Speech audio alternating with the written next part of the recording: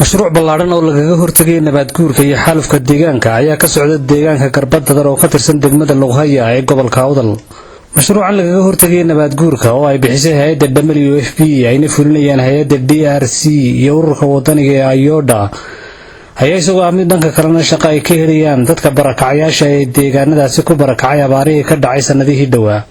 gudoomiyaha deegaanka Garbadadar ee degmada Lughaya ee gobolka Awdal Cabdi Cabdilaahi Kanuule ayaa uga warramay warbaahinta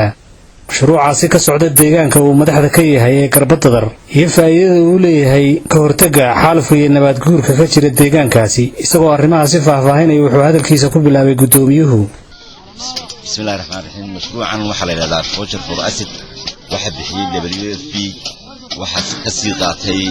DRC waxa hawshan loo sii wada ururka Ayoda. mashruucan wuxuu faa'iido u yahay dadka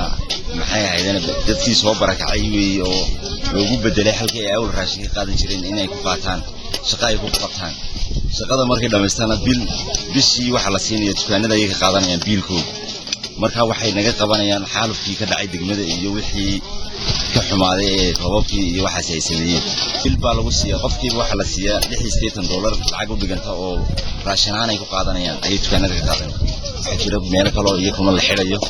oo dad ilaa 60 qof ay xirayaan taana waxa qabanaysa ay dawladisha sidoo kale gudoomiyaha Garbadadar Cabdi Cabdilaahi wuxuu intaasi raaciyay mashruucan laga hortagay nabaad guurka iyo xaalufka deegaanka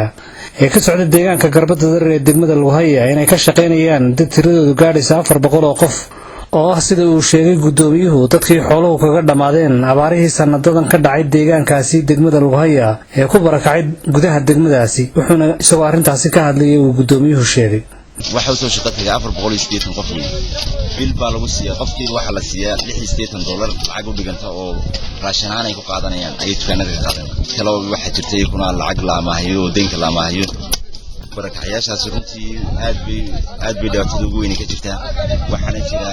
ilaa muddo imika 4 bilood wax raashin ay qaateen mid waxa ay soo socdeen shaqooyinka ay imika ugu horeyso wax baa horeeyo oo imika jiray mid laakiin 4 bilood imika u dambeysay waxay helaan mid waxaan u sheegnaa dadkan masaakiinta ee ku soo barakacay in loo gargaaro gargaarkan Ilaahay baa hayee waxaan ku codsanaynaa dadka in la caawiyo madaxa mashruuca lagaga hortagay nabaad guurka iyo xaalufka deegaanka ee ka socda deegaanka Garbadadar ee degmada Lughaya Farxaan Saciid ayaa isaguna ka warbixinaya mashruucaasi ay ka wadaan deegaanka Garbadadar ee ka tirsan degmada Lughaya ee gobolka Awdal ka tirsan wasaaradda beeraha Soomaaliland waxaan u shaqeeyay mashruuca fidinta beeraha ifad marka imika waxaan technical ahaan ka caawinayaa Ayoda oo ah mashruucan qaadatay oo Voucher for Acid baa la yiraahdaa mashruucan oo shaqo loogu abuurayo dadkii soo barakacay ee abaaruhu ay soo barakaciyeen oo la doonayo inay carro joojin iyo nabaad joojin ku sameeyaan dooxani Garbadadar agaarkeeda ka bilowna imika mashruucan waxa ka shaqeynaya ilaa 480 qof ayaa ka shaqeynaya oo qofkiiba loogu talagalay inuu 3 mitir sameeyo iyo 1 mitir oo jooga iyo 3 mitir oo dheer oo socda la doonayo 3 bilood hadii la hayda mashruucan markaa waxaan ku tala jirnaa inuu wax badan ka qabto deegaankani nabaad ceelintiisa biyo joojinta iyo wixii kale oo deegaan ahaan environmental ahaan ka taray waxaan doonaynaa 480 qof inay midkiiba uu maalintii ka shaqeeyo 3 mitir oo dherer ah iyo 1 mitir oo jooga iyo ilaa 80 salka ah oo jooga naxaradaasi ilaa waxaan rabnaa inaan dhowr hektar ama ilaa 5 kilomitir meelaha si ku fidinaan doonayna mustaqbalka hadii Ilaahay yiraahdo oo si wanaagsan wax uga qabto qadar uu ka socdaa ballayga waxa 227 baa jooga tuurka waxa jooga 220 qof